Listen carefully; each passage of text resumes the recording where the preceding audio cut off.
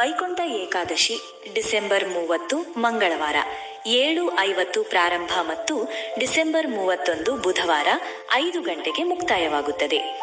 ಇದು ಬಹಳ ಅದೃಷ್ಟವನ್ನು ತರುವ ಏಕಾದಶಿಯಾಗಿದ್ದು, ಪ್ರತಿಯೊಬ್ಬರೂ ಮಿಸ್ ಮಾಡದೆ ಉಪವಾಸ ಮಾಡಿ ಏಕಾದಶಿ ಆಚರಿಸಿದರೆ 24 ಏಕಾದಶಿ ಆಚರಣೆ ಮಾಡಿದಷ್ಟು ಪುಣ್ಯ ಫಲ ಸಿಗುತ್ತದೆ.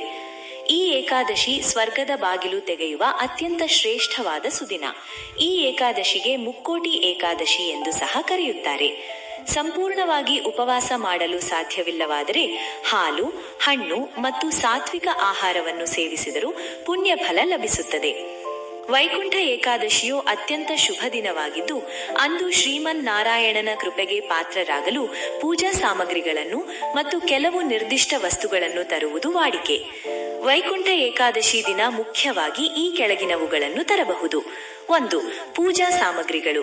ತುಳಸಿ ದಳ ವಿಷ್ಣುವಿಗೆ ಅತ್ಯಂತ ಪ್ರಿಯವಾದದ್ದು.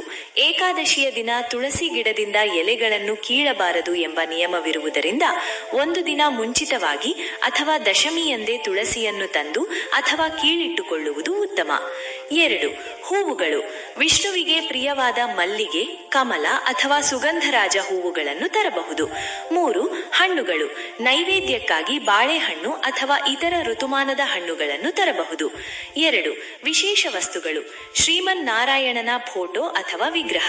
ಮನೆಯಲ್ಲಿ ವಿಷ್ಣುವಿನ ಪೂಜೆ ಮಾಡಲು ಹೊಸ ವಿಗ್ರಹ ಅಥವಾ ಫೋಟೋ ತರಲು ಇದು ತುಂಬಾ ಒಳ್ಳೆಯ ದಿನ. 2. ಹೊಸ ಬಟ್ಟೆ. ದೇವರ ವಿಗ್ರಹಕ್ಕೆ ಅಲಂಕರಿಸಲು ಅಥವಾ ಮನೆಯವರಿಗಾಗಿ ಹೊಸ ಬಟ್ಟೆಗಳನ್ನು ತರಬಹುದು. ವಿಶೇಷವಾಗಿ ಹಳದಿ ಬಣ್ಣದ ಬಟ್ಟೆ ವಿಷ್ಣುವಿಗೆ ಪ್ರಿಯ. 3. ಉಪವಾಸಕ್ಕೆ ಬೇಕಾದ ವಸ್ತುಗಳು.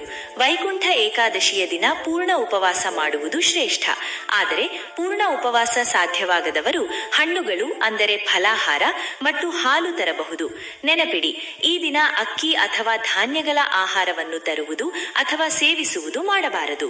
ಇನ್ನು ಏಕಾದಶಿ ದಿನ ಮಾಡಬಾರದ ಕೆಲಸಗಳು ಎಂದರೆ, ಈ ದಿನ ಯಾವುದೇ ರೀತಿಯ ಮಾಂಸಾಹಾರ ಅಥವಾ ಈರುಳ್ಳಿ ಬೆಳ್ಳುಳ್ಳಿಯನ್ನು ಮನೆಗೆ ತರಬಾರದು.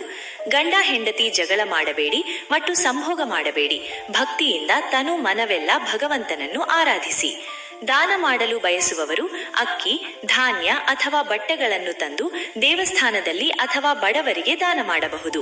ಇನ್ನು ಸ್ನೇಹಿತರೆ, ಸರ್ವರಿಗೂ ವೈಕುಂಠ ಏಕಾದಶಿಯ ಶುಭಾಶಯವನ್ನು ತಿಳಿಸುತ್ತೇನೆ.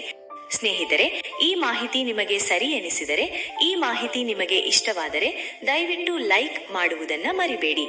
ಹಾಗೂ ಮತ್ತಷ್ಟು ವಿಡಿಯೋಗಳಿಗಾಗಿ ನಮ್ಮ ಚಾನೆಲ್ ಅನ್ನು ಸಬ್ಸ್ಕ್ರೈಬ್ ಮಾಡಿ. Thank you so much.